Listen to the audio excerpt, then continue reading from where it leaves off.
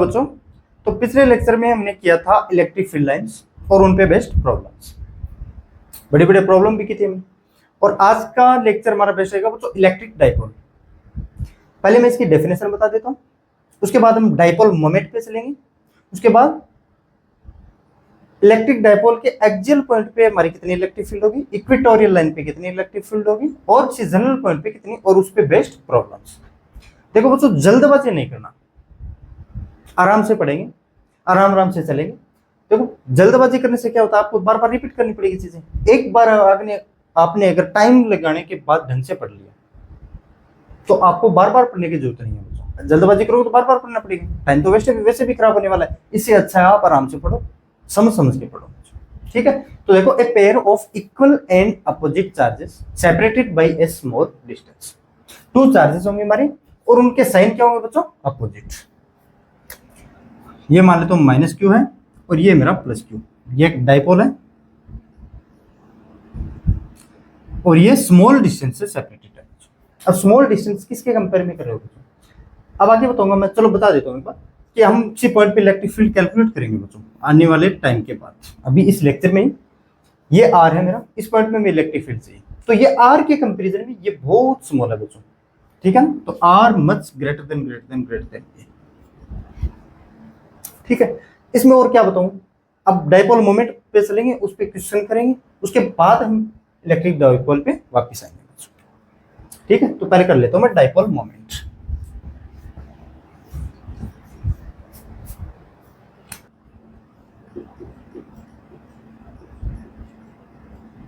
वैसे तो ये डाइपोल मोमेंट है ना जो इस इलेक्ट्रिक डाइपोल की स्ट्रेंथ को ही मेजर करता है। और इसकी डेफिनेशन लिखना चाहो तो देखो, magnitude of either charge times separation between them का क्या मतलब, उन चार्जेस के बीच का सेपरेशन।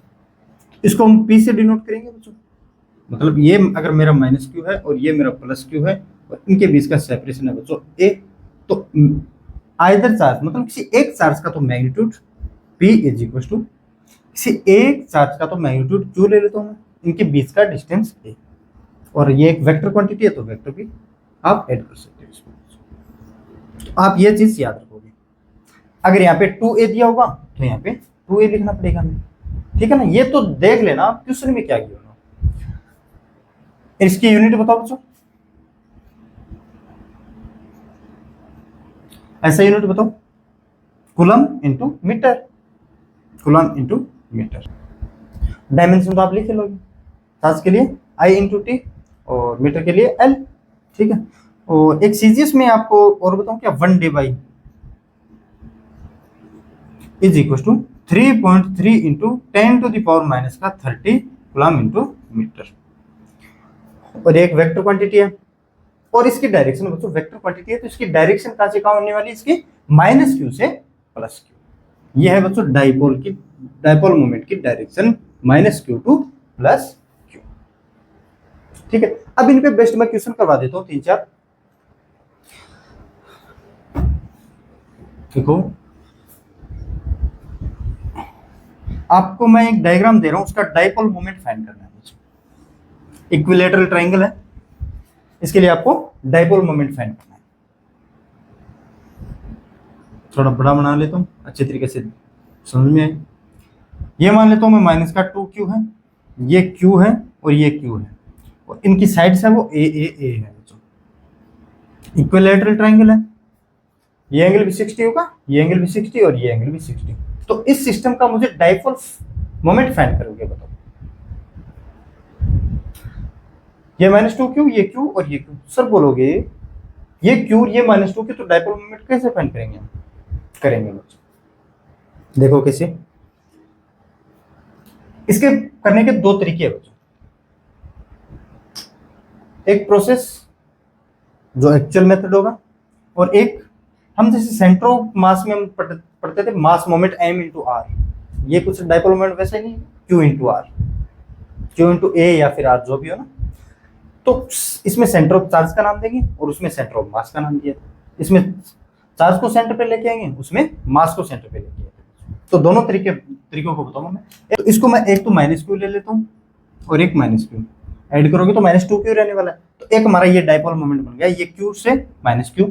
इसकी डाइपोल मोमेंट की डायरेक्शन कौन सी होने वाली है बच्चों? कुछ इस तरह से, -q टू +q। ये भी -q to +q, -q to +q। ये P1 नाम दे रहा हूं मैं इसको, और ये P2 नाम दे रहा हूं। मैग्नीट्यूड लिखेंगे हम तो ना, ठीक है बच्चों, मैग्नीट्यूड लिखेंगे। P1 कितना होने वाला है मेरा? Q, किसी एक चार्ज का तो मैग्नीट्यूड Q और इनके बीच का separation A, Q into A। और P2 कितना होने वाला है बच्चों? किसी एक चार्ज का मैग्नीट्यूड Q इंटू इसके बीच का सेपरेशन A। तो बोलोगे सर इसको ऐड कर देंगे तो क्या हमारा रिजल्टेंट डाइपोल मोमेंट है? अरे बच्चों इसको वेक्टरली ऐड करना है। क्यों? ये एक वेक्टर क्वांटिटी है। तो ये एंगल है बच्चों मेरा 60 डिग्री का,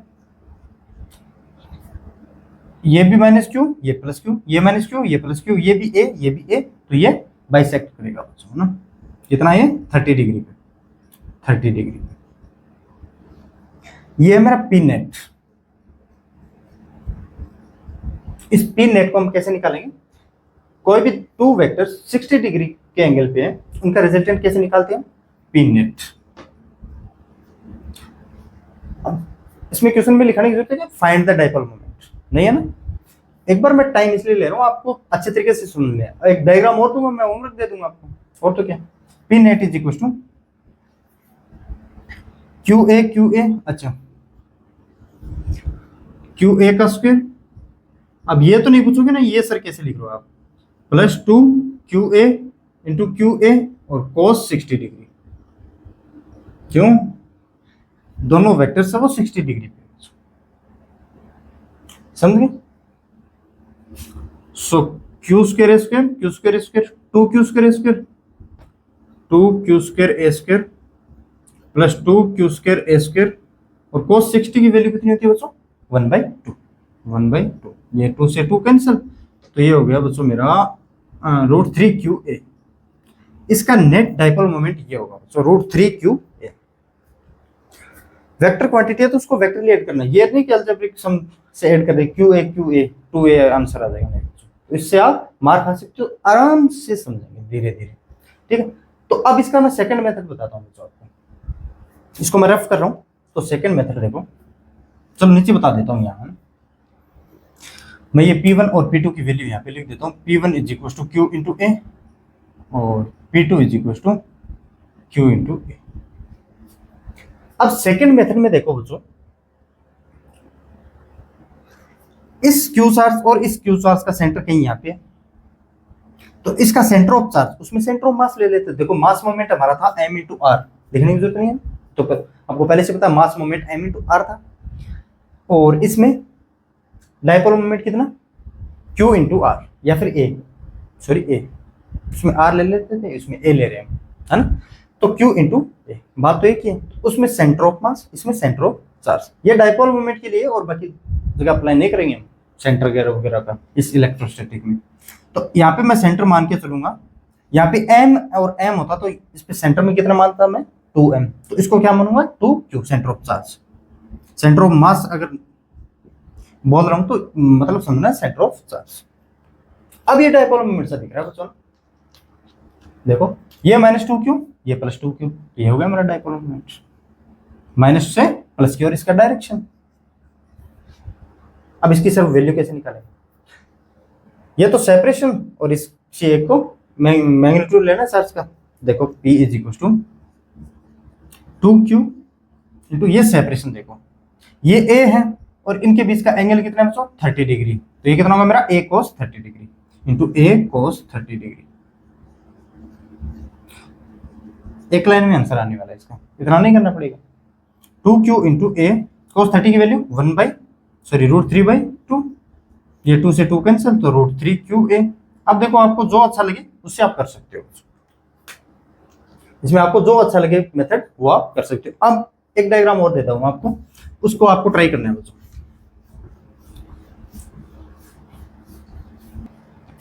अब मैं एक डायग्राम और देता हूं, उसको आपको ट्राई करना है बच्चों। सेंटर ऑफ चार्ज वाले मेथड से आप कर लेना, उस मेथड से मैं बता देता हूं आपको, ठीक है बच्चों। ये 90 डिग्री के एंगल पे है, तो यहाँ पे मान लेता हूँ +2q, यहाँ पे मान लेता हूँ माइनस का q, ये डिस्टेंस a मान लेता हूँ, और ये भी मेरा माइनस का q, और ये डिस्टेंस भी मैं a मान लेता हूँ। इस सिस्टम का मुझे डायपोल मोमेंट बताना, कैसे बताओगे बच्चों? आप करो, वीडियो को पॉज करके बताओ सही, कम से कम आंसर क्या रहा है। आंसर से मतलब नहीं है अपने को आंसर से मतलब नहीं, हो सकता है गलत आंसर, लेकिन कम से कम चीजें पकड़ में रखो आप, करना कैसे। तो इसको क्या क्या मान सकता हूं मैं, क्यू और क्यू, इसको क्यू और क्यू मान सकता हूँ। थोड़ा बड़ा करूँ क्या इसको क्यू और क्यू प्लस क्यू कितना मेरा 2q। इस पॉइंट के ये बच्चों ये अलग अलग नहीं है ना, एक बार क्यू मान के चलो इसके साथ, और एक बार इसके साथ क्यू मान के चलो, ठीक है। तो एक तो ये डायपोल मोमेंट बन गया बच्चों, और एक ये डायपोल मोमेंट। तो मैं ये इसको बोल देता हूँ P1, और इसको बोल देता हूँ मैं P2। ये मैं एरो इसका ऐसे क्यों कर रहा हूँ बच्चों, क्योंकि डायपोल मोमेंट की डायरेक्शन -q2 + q है। तो P1 कितना होगा मेरा यहाँ से q इंटू ए, और P2 कितना होगा बच्चों q इंटू ए। अब मुझे आप इसका बताओ रिजल्टेंट इलेक्ट्रिक डायपोल। देखो ये तो P1 एक तो इस डायरेक्शन में और एक इस डायरेक्शन में आया समझ, तो रिजल्टेंट बताओ मुझे, कैसे बताओ? इस डायपोल मोमेंट को मैं इस यहाँ पे शिफ्ट कर सकता हूँ, मैं एक बार डायरेक्शन के लिए बता रहा हूँ आपको, और इस -q + q ये डायरेक्शन डायपोल मोमेंट की, तो इसका रिजल्टेंट कुछ ऐसे आएगा बच्चों ना, इसका रिजल्टेंट कुछ ऐसे आएगा। वेक्टरली ऐड करना है, ट्रायंगल ऑफ वेक्टर एडिशन क्या बोलता है, 2 साइड से वो सेम होटोमी, तो थर्ड साइड है वो जो रिजल्टेंट है कि वो अपोजिट डायरेक्शन में होगी, ठीक है। अब देखो ये 90 डिग्री के एंगल पे है दोनों, तो 90 डिग्री के एंगल पे है तो हमें बहुत आसानी होगी, cos 90 वैसे भी 0 होने वाला है, तो पी नेट कितना होगा हमारा, ये है मेरा पी नेट कितना होने वाला है, बताओ पी नेट कितना होने वाला है, QA का होल स्क्वायर + QA का होल स्क्वायर, इतना ही लिखूंगा मैं, तो आगे लिखूंगा नहीं, cos 90 वाला टर्म ही 0 हो जाएगा, है ना। तो ये होगा मेरा √2QA, √2Q, ठीक है बच्चों, ये आपको समझ में। अब सेंटर ऑफ चार्ज कैसे करोगे, ये 2Q है, ये -q, ये -q, एक लाइन को इन दोनों को मिलाने वाली लाइन खींचो, और यहाँ पे माइनस का 2Q, ये A है और ये A है, ये 90 डिग्री के एंगल पे है। आप देखना ये डिस्टेंस कितनी होगी, बस आपको ये देखना बच्चों, ज्योमेट्री आ रही है तो आप डिस्टेंस निकालेंगे, वरना हालत गंभीर है आपकी, ठीक है बच्चों। अब देखो मैं एक और क्वेश्चन करवा देता हूँ, इस पे कुछ सर्कल, एक सर्कल का क्वेश्चन और करवा देता हूँ आपको ना। देखो कुछ इस तरह से हमारा सर्कल है,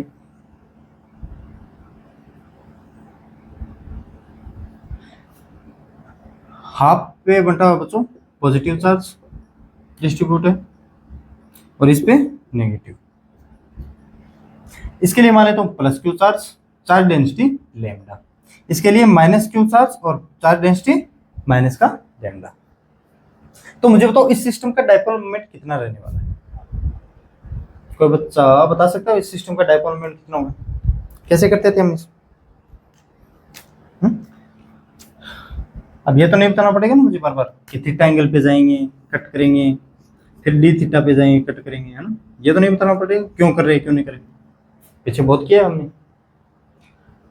इतना ही कट इधर लगाएंगे, नहीं लगा रहा मैं लेकिन आपको बता रहा हूँ, या फिर देख लो यार, और तो क्या, ये देखो और ये देखो, इतना ही कट इधर लगाएंगे, थोड़ा खराब तो हो गया लेकिन कोई बात नहीं, इतना नेगेटिव इधर है तो इतना ही पॉजिटिव इधर, तो नेगेटिव टू पॉजिटिव डायरेक्शन किसकी होती है, हमारी डायपोल मोमेंट। जल्दी जल्दी बता रहा हूँ इसको मैं, नेगेटिव टू पॉजिटिव हमारी किसकी डायरेक्शन होती है बच्चों, डायपोल मोमेंट की। तो डायपोल मोमेंट की अगर नेगेटिव टू पॉजिटिव है तो इस पे चार्ज कितना है, पहले तो ये बताओ। अब इसमें सेंटर ऑफ चार्ज से बहुत आसान था बच्चों ना, इसका सेंटर ऑफ मास 2r/π, और इसका रेडियस बच्चों r है ना, और इसका सेंटर ऑफ मास 2r/π, तो ये दोनों को ऐड करेंगे कितना 4r/π इंटू चार्ज, तो चार्ज देख लो इस पे कितना है।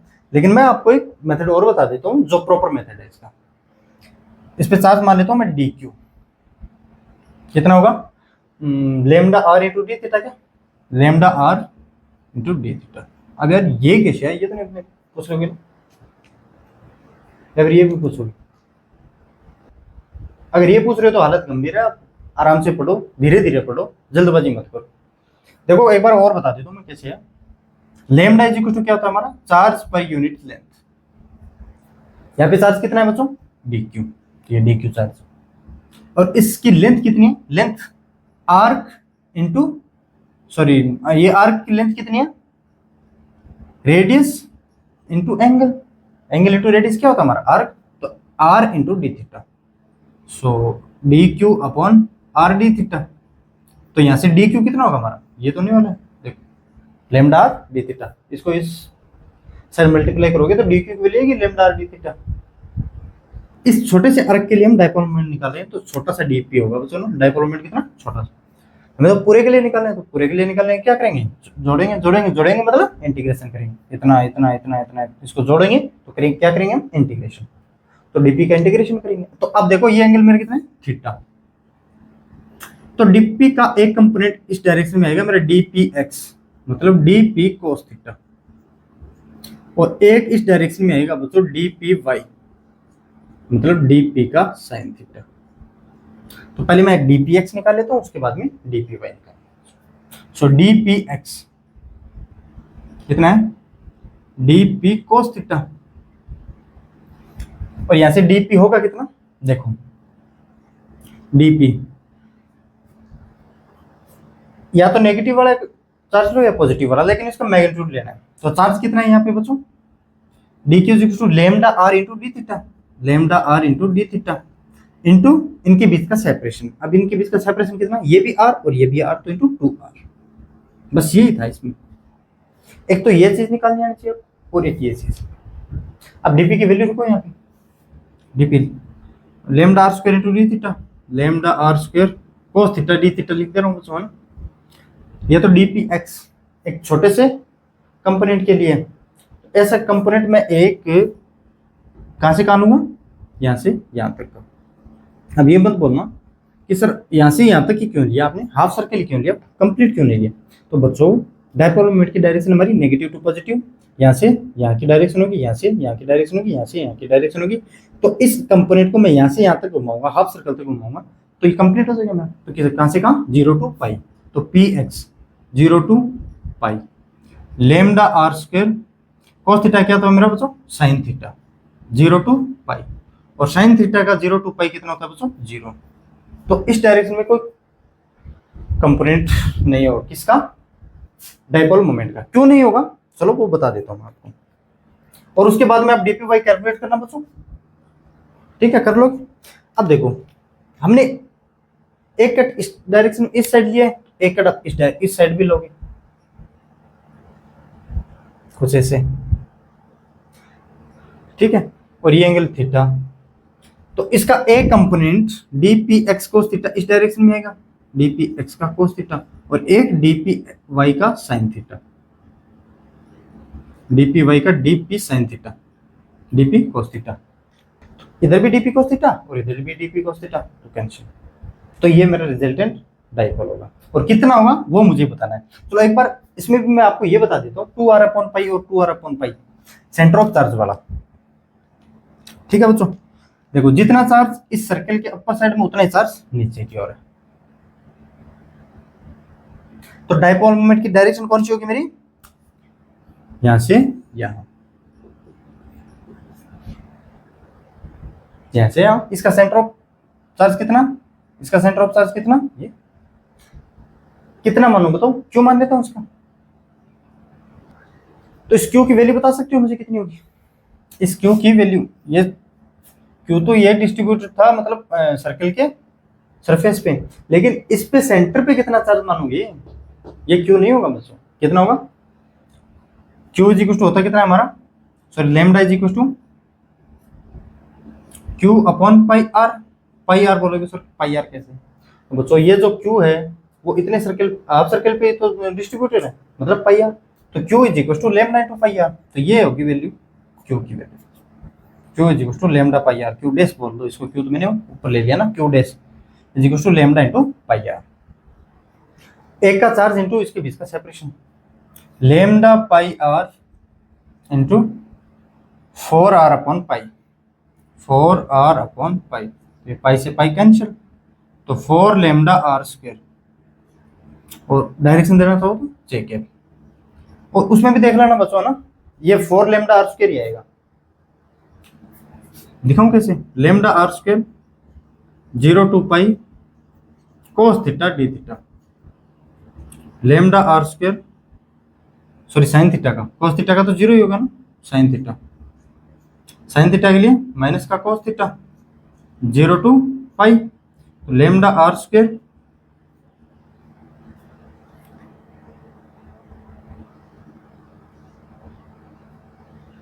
कोस थीटा माइनस का कोस पाई माइनस का पाई, तो माइनस माइनस प्लस 1, देखो माइनस कोस थीटा का पाई में प्लस का 1 और माइनस माइनस प्लस का 1, ये हो गया बच्चों 2 lambda R square, 2 lambda R square. तो डी पी वाई कितना होगा मेरा? 2 लैम्डा आर स्क्वायर। अच्छा ये D P 2 lambda R square है बच्चों ना, ये कितना है मेरा? 2 लैम्डा आर स्क्वायर है। ये कितना है? 2 लैम्डा आर स्क्वायर है। 2 लैम्डा इंटू 2 करोगे तो ये आ गया मेरा 4 lambda R square, 4 lambda R square J cap. कैसे भी कर सकते हो आप, है ना। इसमें डायरेक्ट नेगेटिव टू पॉजिटिव और इसमें कंपोनेंट से किया है, ठीक है। अब हम चलते हैं कि इलेक्ट्रिक डाइपोल के कारण इलेक्ट्रिक फील्ड कितनी होगी एक्सियल पॉइंट पे भी और इक्वेटोरियल पॉइंट पे भी। उसके बाद में हम क्वेश्चन करेंगे बच्चों अच्छे अच्छे।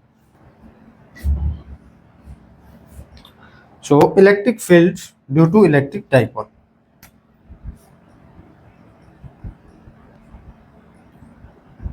Electric field due to electric dipole.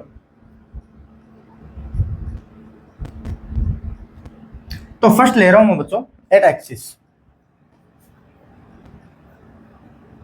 या फिर एक्सियल पॉइंट, जो भी बना ना, एक्सिस पे। ये मान लेता हूं मेरे माइनस का क्यू है और ये बच्चों मान लेता हूं प्लस का क्यू चार्जेस, और इनके बीच का सेपरेशन है बच्चों ए है।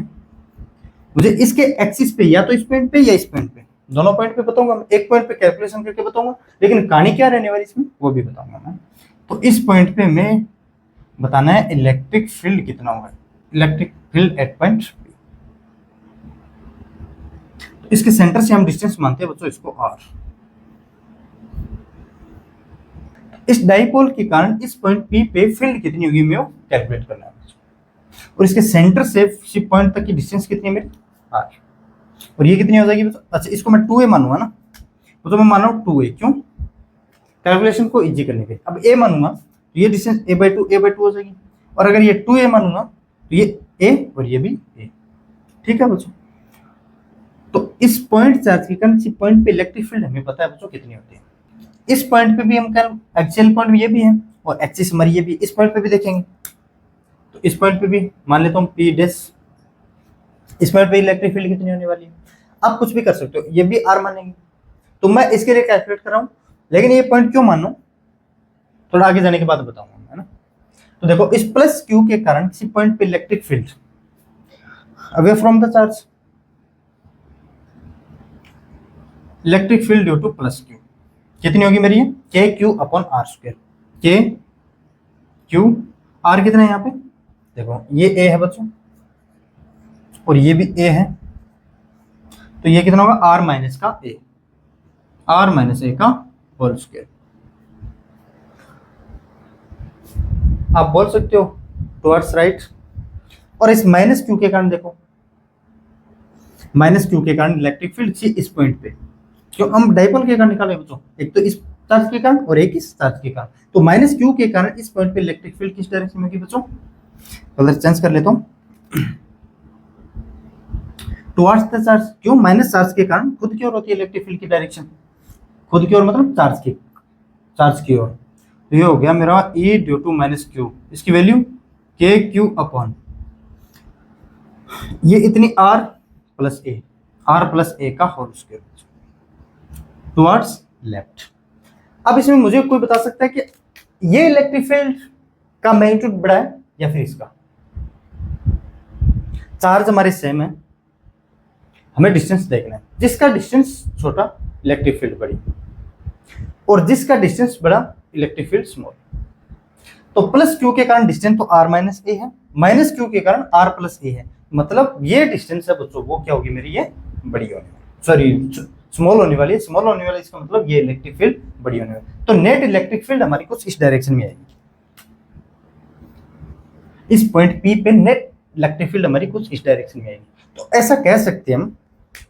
और डाइपोल मोमेंट की डायरेक्शन हमारी कौन सी है, ये कि एक्सियल पॉइंट पे जो इलेक्ट्रिक फील्ड की डायरेक्शन होगी वही डाइपोल मोमेंट की डायरेक्शन होगी। बताऊं, और देखो इस पॉइंट पे देखो, इस माइनस क्यू के कारण इलेक्ट्रिक फील्ड की direction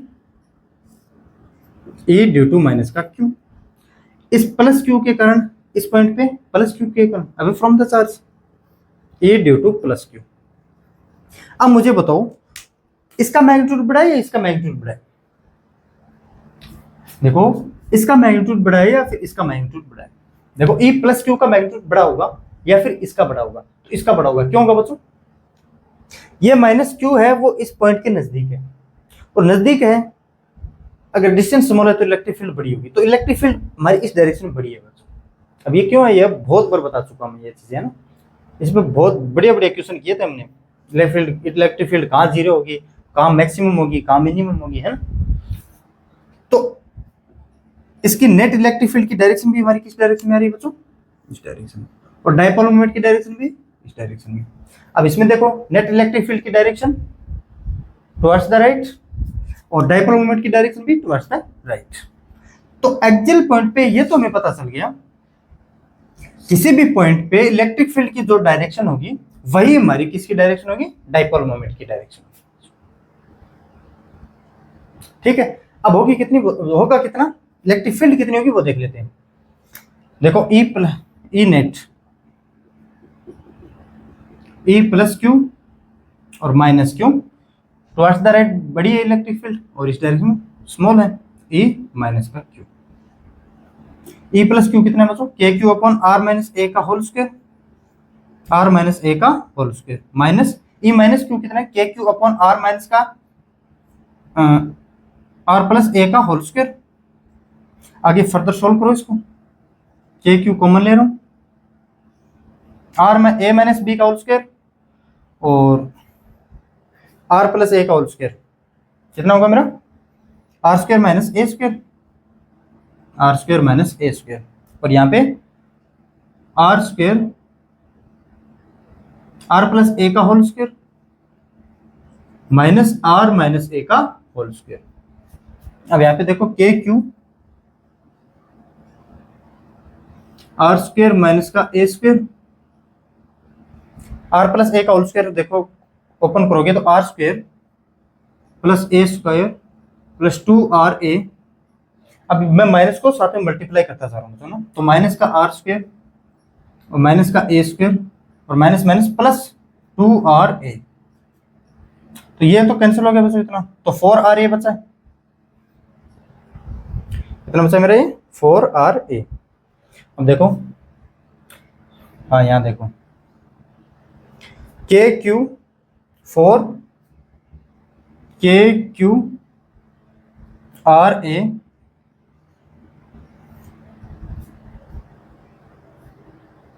upon R square minus A square, R square minus का ए स्क्वायर। ये है बच्चों मेरा नेट इलेक्ट्रिक फील्ड।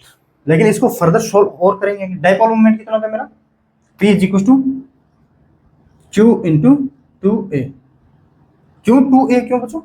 क्योंकि इनके बीच का सेपरेशन हमने 2A लिया है। अगर A लेते तो Q इंटू A लिखते हैं यहाँ पे। तो यहाँ पे देखो Q इंटू 2A, यहाँ से मैं 2, चलो मैं लिख दे रहा हूँ एक बार, 2 into 2QA two KR upon R square minus में ए स्क्वायर। तो इसको क्या मैं लिख सकता हूँ? P। तो 2KPR upon R square minus में ए स्क्वायर। और पहले मैंने सबसे पहले आपको एक अजम्पशन बताया था, ये आपको दिखाई दे रहा है ना, एक बार देख लेता हूँ बच्चों। ठीक है, थोड़ा ऊपर कर देंगे। देखो सबसे पहले मैंने एक अजम्पशन लिया था बच्चों। देखो अभी ई नेट एक बार मैं यहाँ लिख दे रहा हूँ ना, 2KPR upon R square minus A square. एक अजम्पशन लिया था मैंने, R greater than A. R बहुत बड़ा है किससे? ए से। तो इसको हम क्या लिख सकते हैं, नेग्लिजिबल मान सकते हैं बच्चों। क्यों मानेंगे, बहुत बार बता चुका हूँ यार, है ना। आर स्क्वायर कॉमन लोगे तो 1 minus A square upon R square. R square बहुत बड़ा है और ये बहुत स्मॉल है, नीचे अगर बहुत स्मॉल है तो ऊपर वाली क्वांटिटी अपने आप कम हो जाएगी। तो 2k पी आर, अच्छा ये नहीं लिखा मैंने ना, ये स्क्वायर नहीं लिया ना, इसका स्क्वायर भी तो लेना पड़ेगा ना बच्चों। तो इसका स्क्वायर, इसका स्क्वायर और इसका स्क्वायर, और स्क्वायर करेंगे तो आर की पावर 4। तो ये कितना हो गया मेरा 2kp अपॉन आर क्यूब। एक आर से आर कैंसिल हो गया, तो 2kp अपॉन आर क्यूब।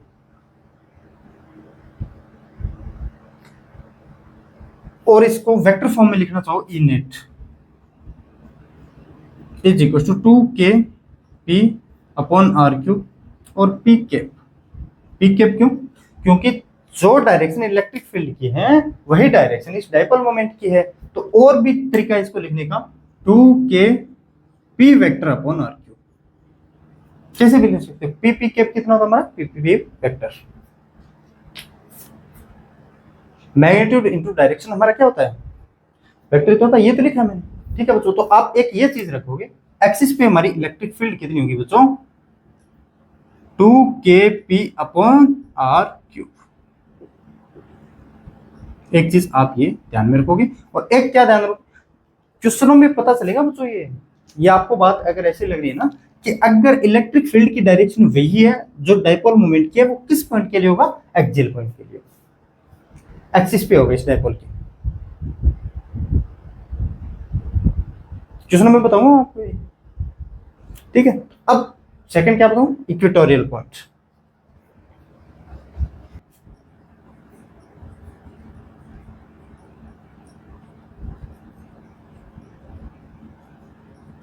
देखो इक्वेटोरियल पॉइंट, देखो यहां पे बना देता हूं। इक्वेटोरियल पॉइंट का क्या मतलब, bisector of, perpendicular to bisector of dipole. लिखूं क्या, बाइसेक्टर ऑफ डाइपोल।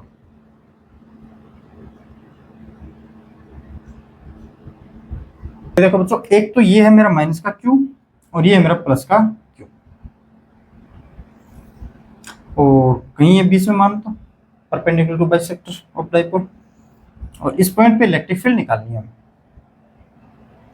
ये डिस्टेंस ए, तो ये डिस्टेंस भी ए, टोटल कितनी 2a। मान लेता हूं, क्योंकि देखो डिस्टेंस हम कौन सी लेते हैं कि जिसके कारण हम जिस पॉइंट पे निकालते हैं वो डिस्टेंस लेते हैं, ये मान लेता हूं r। तो ये डिस्टेंस बताओ कितनी होगी, under root R square plus A square. और ये डिस्टेंस कितनी होगी, सेम होगी, under root R square plus A square. ये मान लेता हूं एंगल थीटा है, ये एंगल थीटा, तो ये भी एंगल थीटा होगा। ठीक है बच्चों, अब इस प्लस क्यू के कारण इस पॉइंट पे इलेक्ट्रिक फील्ड बताओ अवे फ्रॉम द चार्ज। तो ये कुछ ऐसी है, electric field due to plus Q, और माइनस क्यू के कारण टुवर्ड्स द चार्ज। तो ये है बच्चों मेरी कुछ ए ड्यू टू माइनस का क्यू। और डाइपोल मोमेंट की डायरेक्शन कौन सी बच्चों, minus Q to plus Q होती है, ध्यान रखना है ना। डाइपोल मोमेंट की डायरेक्शन होती है minus Q to plus Q. इसका रिजल्टेंट बताओ, चलो एक बार और देख लेता हूँ, और क्या कर सकते हैं इसमें। ये एंगल थीटा, ये एंगल थीटा है, तो इसका एक्सिस के साथ ये एंगल भी थीटा होगा। चलो E प्लस क्यू और E माइनस क्यू का इलेक्ट्रिक फील्ड तो सेम होगी बच्चों। कैसे, देखो E प्लस क्यू के कारण के क्यू अपॉन आर, क्यों ये डिस्टेंस सेम है हमारा, कितना है root R square plus A square का होल स्क्वायर करेंगे तो R square plus A square. और E माइनस क्यू के कारण के क्यू अपॉन, ये भी R square plus A square का स्क्वायर करेंगे तो रूट हटेगा बच्चों, R square plus A square. अगर ये एंगल थीटा है, इस प्लस क्यू के कारण एक तो इस डायरेक्शन में कंपोनेंट आएगा और एक इस डायरेक्शन में, चलो मैं इसको बोल देता हूँ ई, और ये भी सेम ई होगा मेरा। ठीक है, एक तो हो गया मेरा ई का कोस थीटा, सॉरी ये ई साइन थीटा होगा, और ये होगा ई का कोस थीटा। और इसके लिए अगर ये एंगल थीटा तो ये भी एंगल थीटा, एक ये ई कोस थीटा और एक ये E sine theta. Electric field E sine theta और ई साइन थीटा दोनों इक्वल है, तो ये एक दूसरे को क्या करेगा बच्चों, कैंसिल करेंगे, तो ये ऐड होके 2 ई cos थीटा है इसमें। तो ई नेट कितनी होगी मेरी 2 E cos theta, 2 E cos theta. So 2 E की वैल्यू कितनी है मेरी बच्चों, K Q upon R square plus A square लिख दे रहा हूँ, K Q upon R square plus A square. और यहाँ से cos थीटा की वैल्यू पता कर सकते हो ना, cos theta base upon hypotenuse, base कितना a upon R square plus A square. So a upon R square plus A square का रूट है ना हाइपोटेन्यूज, ठीक है। देखो 2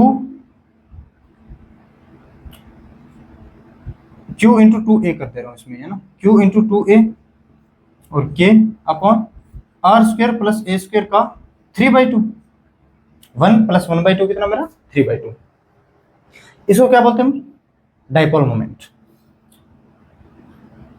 तो k इंटू पी, अब देखो बच्चों ये a है वो वेरी वेरी स्मॉल है किससे, r से, तो आर स्क्वायर ए को नेग्लिजिबल मान सकता हूँ मैं 3/2, तो ये 2 से 2 कैंसिल होगा, तो ई कितना होगा मेरा इक्वेटोरियल पॉइंट पे,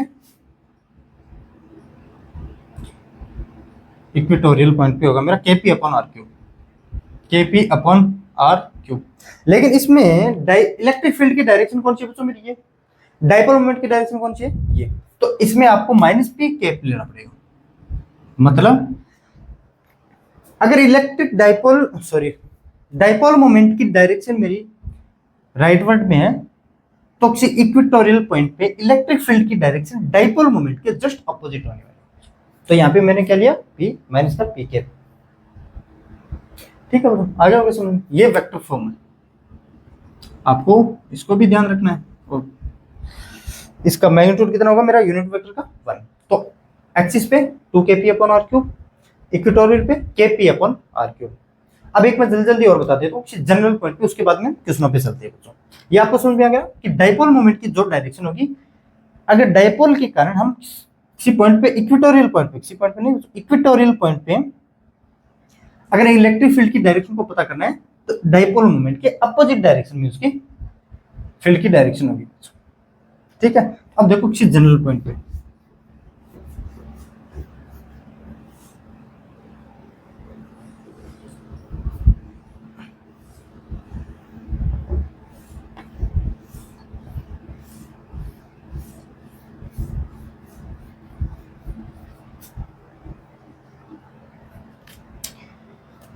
थर्ड कौन सा, at any general point, any general point.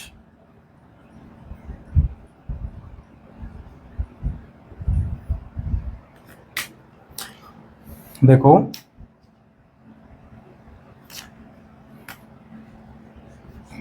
ये है मेरा माइनस का क्यू, इस साइड ले लेता हूँ मैं, ये है मेरा माइनस का क्यू और ये मेरा प्लस का क्यू, इनके बीच का सेपरेशन 2a, मान लेता हूँ ये a है और ये भी a है, तो ये किसी इस पॉइंट पे निकालना है बच्चों। इस पॉइंट पे इलेक्ट्रिक फील्ड कितनी होगी मैं वो निकाल, और डाइपोल मोमेंट कितना होगा यहाँ से, देखो डाइपोल मोमेंट की डायरेक्शन ये है, तो मैं मान लेता हूं इस p वेक्टर और r वेक्टर के बीच में एंगल है थीटा है, तो थीटा किस किस के बीच में एंगल है ये ध्यान रखना है ना। तो थीटा कौन सा एंगल है हमारा, डाइपोल मोमेंट के बीच में और r वेक्टर के बीच में, लिखूं क्या थीटा, याद रखना ये थीटा, ध्यान रखना बच्चों बहुत काम आएगा ये, angle between p vector and r vector, ठीक, theta angle between p vector and r vector. तो इस डाइपोल मोमेंट का एक कंपोनेंट मैं इस डायरेक्शन में ले लेता हूं बच्चों, और एक कंपोनेंट इसके परपेंडिकुलर। तो एक तो देखो मेरा ये हो गया p का cos theta, p cos theta, और इसके परपेंडिकुलर एक p sin थीटा। कुछ नहीं किया मैंने भी। तो क्या आप मुझे बता सकते हैं ये डाइपोल मोमेंट जो p cos थीटा है, वहां पे हमने p माना था, इसके लिए क्या ये एक्सियल पॉइंट है, यस।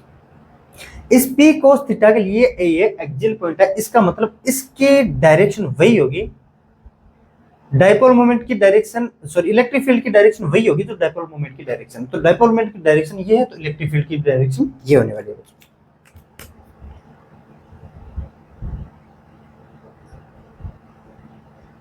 ये ई पैरेलल बोल दो इसको, एक्सियल को पैरेलल बोल दूंगा तो क्या, क्यों, जो पी कोस थीटा की डायरेक्शन है वही इसकी डायरेक्शन है। और इलेक्ट्रिक फील्ड की वैल्यू कितनी होती है ऐसे बच्चों, कोई मुझे बता सकता है इलेक्ट्रिक फील्ड की वैल्यू कितनी होती है एक्सियल पॉइंट पे? 2k, लेकिन p नहीं बच्चों, यहाँ पे नेट p लिखना है, p cos theta upon r cube, ये आपको ध्यान रखना है ना। अब ये नहीं कि यहाँ पे p लिख दिया आपने, डाइपोल मोमेंट की नेट वैल्यू लिखनी है, p नेट लिखना है बच्चों। अब ये देखो p sin थीटा को देखने से ऐसा नहीं लग रहा कि ये पॉइंट इक्वेटोरियल पॉइंट है? यस, तो इक्वेटोरियल पॉइंट पे जिस डायरेक्शन में डाइपोल मोमेंट होती है, इक्वेटोरियल पॉइंट पे इलेक्ट्रिक फील्ड की डायरेक्शन इस डाइपोल मोमेंट के अपोजिट डायरेक्शन में होती है बच्चों।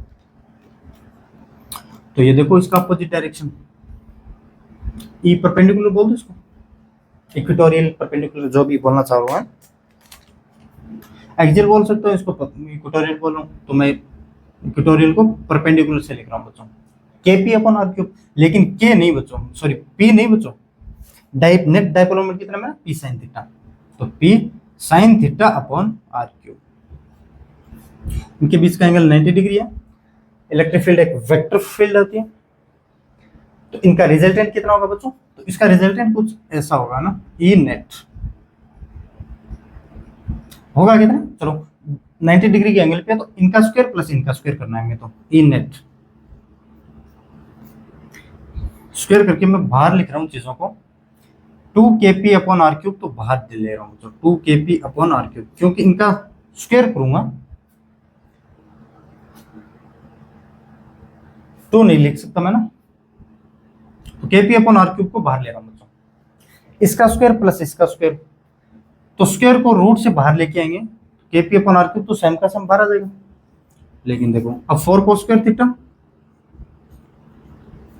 प्लस साइन स्क्वायर थीटा, अब ये अंदर रह गया बच्चों, इसको सोल्व करो, 4 cos स्क्वायर थीटा को मैं 3 cos square theta plus cos square theta लिख सकता हूँ, ये तो बनेगा तो 4 ही ना, तो cos square theta plus sine square theta 1, so kp upon r cube under root 1 plus 3 cos square theta.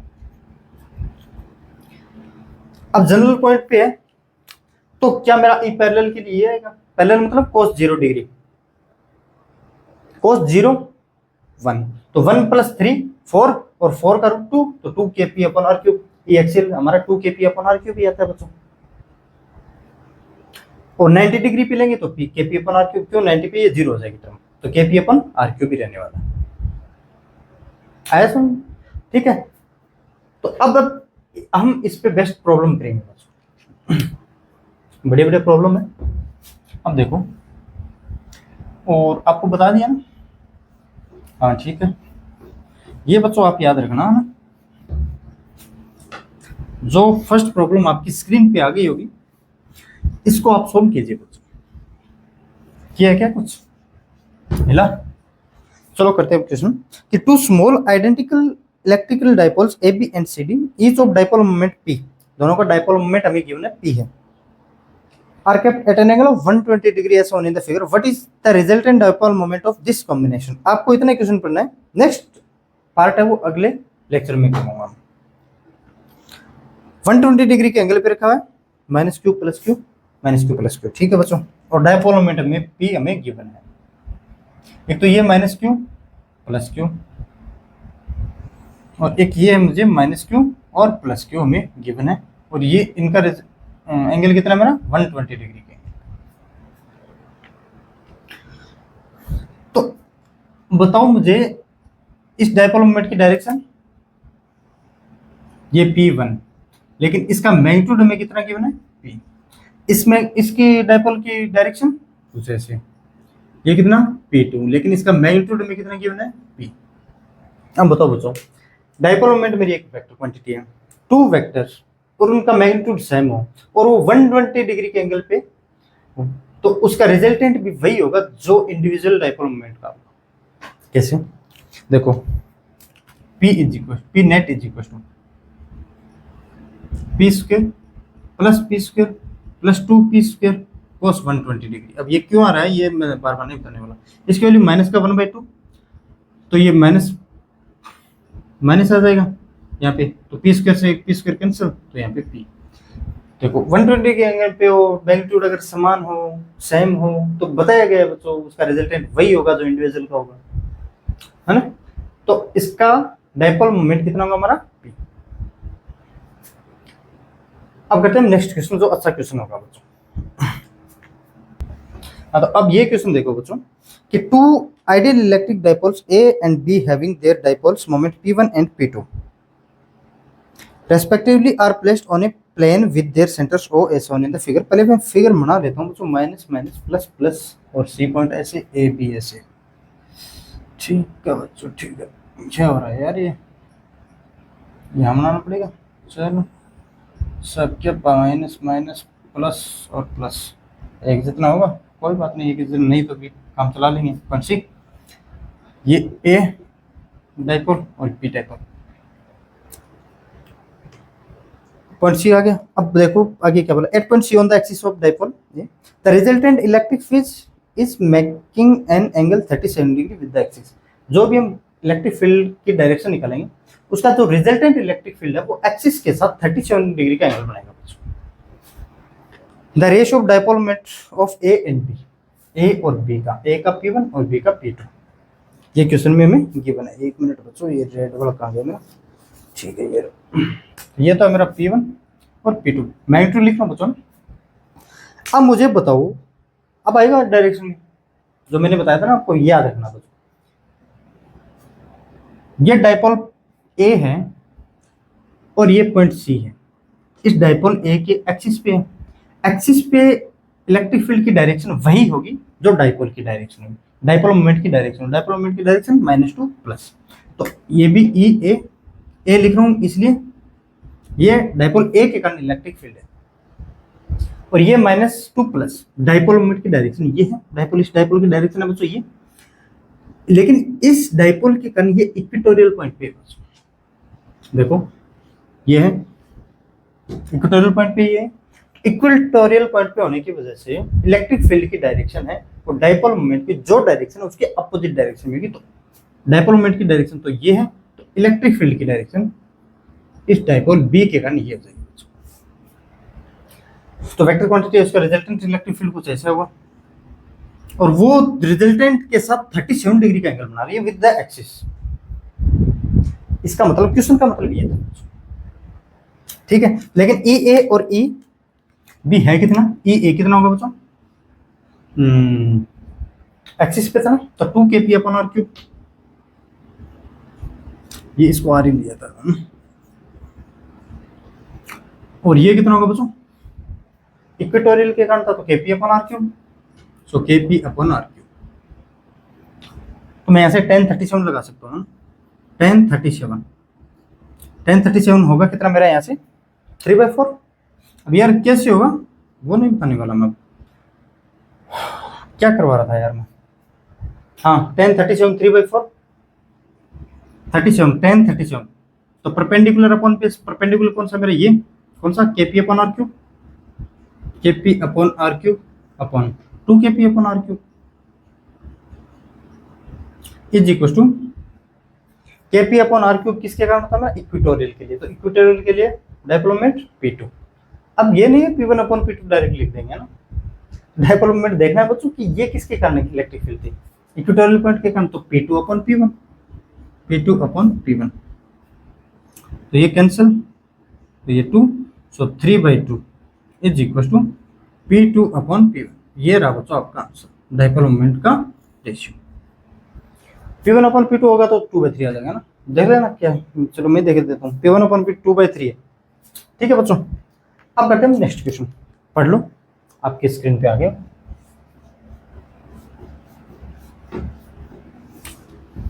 Next और शायद आज का लास्ट, ऐसा क्वेश्चन है ये।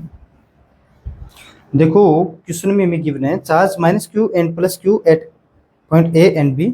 मैं एक बार डायग्राम बना लेता हूँ, आप पहले क्वेश्चन पढ़ लीजिए बच्चों ना। मैं ए और बी, ये है मेरा ए और ये है मेरा बी, इस पे माइनस क्यू चार्ज और इस पे plus Q charge. O Q, oh sorry Q charge है पी डैश पी, ये पी पी डैश और ये ओ, और यहाँ पे बच्चों चार्ज रखा है इसका क्यू। अब चलो क्वेश्चन देखो, charge minus Q and Q located upon B respectively continuous electric dipole, distance A B is equal to 2a, ये डिस्टेंस हमें 2a गिवन है बच्चों। O is the midpoint of the dipole and the OP is perpendicular to AB, ये OP है वो इस AB के perpendicular है, perpendicular to AB। A charge Q is placed at a P where OP is equal to Y, ये distance है बच्चों Y, OP ये है Y, Y greater than 2a, इस 2a से हमेशा ही बड़ी होने वाली है बच्चों, ये डिस्टेंस से कितनी हो ये तो बड़ी होने वाली ही है। The charge Q experiences a electrostatic force F if Q is now moved along the equatorial line to P dash such that OP dash, अच्छा यहाँ से यहाँ तक आ गया ये, OP dash y/3 में गिवन है बच्चों। कोई भी कारण होगा, इलेक्ट्रोस्टैटिक रिपल्सिव फोर्स या फिर अट्रैक्शन फोर्स है जो भी है। The force on Q will be, तो इसको कैसे करोगे बच्चों, देखो इस P पे जब ये डाइपोल था तो मैं मान लेता हूँ फोर्स F है, यहां से यहां तक आने में उसको कितना फोर्स की रिक्वायरमेंट होगी तब ये आया, कम होगा ज्यादा होगा वो देख लेते हैं ना। तो minus cube plus cube dipole moment की डायरेक्शन है बच्चों ये, और ये है मेरा इक्वेटोरियल पॉइंट ये P, तो इलेक्ट्रिक फील्ड की डायरेक्शन कौन सी होने वाली है, डाइपोल मोमेंट के जस्ट ऑपोजिट साइड में, तो ये है मेरा डाइपोल मोमेंट की डायरेक्शन, सॉरी इलेक्ट्रिक फील्ड की direction, electric field at point P due to dipole. इसके कारण इलेक्ट्रिक फील्ड कितनी होती है बच्चों, electric field at point P due to dipole कितनी होती है मेरी, ये इक्वेटोरियल है तो Kp upon R cube, Kp upon R cube. अगर वेक्टर फॉर्म दर्शाना चाहो तो माइनस का पी कैप लिख देना ना और उस पे वेक्टर लिख देना। तो फोर्स कितना होगा इसमें, Kp upon R cube into Q, ये फोर्स की वैल्यू है। इलेक्ट्रिक फील्ड इंटू चार्ज हमारा क्या होता है फोर्स। लेकिन अब इस पे देखो ये भी इक्वेटोरियल पॉइंट पे है, लेकिन इसकी डिस्टेंस y/3 है बच्चों, तो E at point P dash ये भी इक्वेटोरियल है, लेकिन Kp अपॉन R क्यूब भी आएगा ये भी, लेकिन R इसमें थोड़ा डिफरेंट है, ये y करोगा ना Kp अपॉन y क्यूब,